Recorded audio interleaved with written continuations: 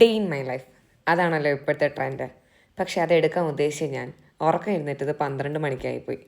രാത്രി കർക്കിടക ബലിയിടാനായിട്ട് വർക്കല പോയതായിരുന്നു കാരണം. പിന്നെ ആയുധങ്ങളൊക്കെ എടുത്ത് തലയിലൊരു നെല്ലിക്കാത്തളം, അത് ആദ്യത്തെ കടമയായിരുന്നു.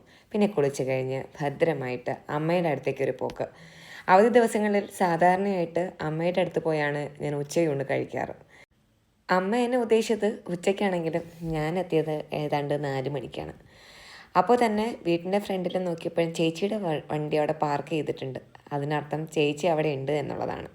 പിന്നെ അമ്മയുടെ പരാതിയായി, പരിഭവമായി, അമ്മ എന്നെ കാത്തിരുന്നു എന്നുള്ളതായി. ഇതൊക്കെ കഴിഞ്ഞങ്ങോട്ട് ഉച്ചയൂണ് കഴിക്കാനായിട്ട് ഞാനങ്ങ് മുതിർന്നു.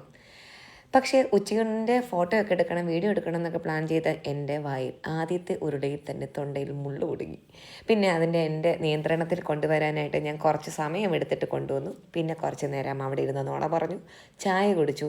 ഞങ്ങളെല്ലാവരും നന്നായിട്ട് എൻ്റെ വീട്ടിൽ നിന്ന് പിരിഞ്ഞു. പിന്നെ വൈകുന്നേരം ആയപ്പോഴത്തേനും കെട്ടിയവൻ്റെ അമ്മയ്ക്കും അച്ഛനും കൂടി പുറത്തേക്ക് പോകണം എന്നുള്ള ആഗ്രഹമായിരുന്നു.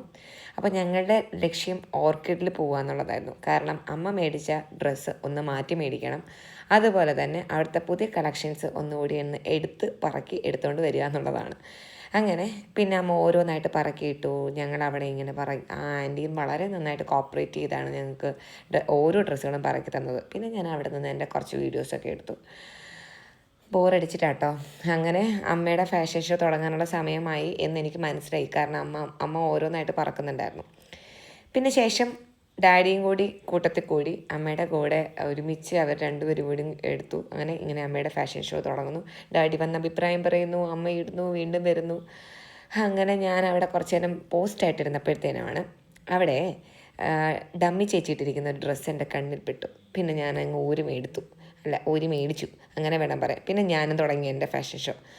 അതൊക്കെ കഴിഞ്ഞ് ഞങ്ങൾ അവിടുന്ന് ബില്ലൊക്കെ ചെയ്ത് ഞങ്ങൾ പയ്യെ തിരിച്ച് ഇറങ്ങി നേരെ ചിക്കി വോക്കിലേക്ക് പോയി. ചിക്കി വോക്ക് അമ്മയ്ക്ക് ഏറ്റവും ഫേവറേറ്റ് സ്ഥലമാണ് കേട്ടോ.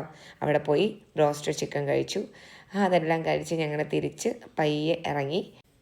പെറ്റ്സ് വീട്ടിലുള്ളത് കൊണ്ടാണെന്ന് തോന്നുന്നു ഈ നമ്മുടെ വേസ്റ്റൊക്കെ വരുമ്പോൾ നമുക്ക് ഭയങ്കര സങ്കടം വരും. പിന്നെ അതൊന്നും നോക്കിയില്ല, അതൊക്കെ എടുത്തു മിൽക്കി പെണ്ണ് കൊടുക്കുക എന്നുള്ളതായിരുന്നു.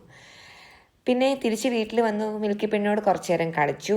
അത് കഴിഞ്ഞ് കുറച്ച് നേരം ഞങ്ങളെല്ലാവരും കൂടി വർത്തമാനം പറഞ്ഞു. അപ്പോൾ ഇത്രയൊക്കെ ഉള്ളൂ കേട്ടോ. Bye. Thank you so much.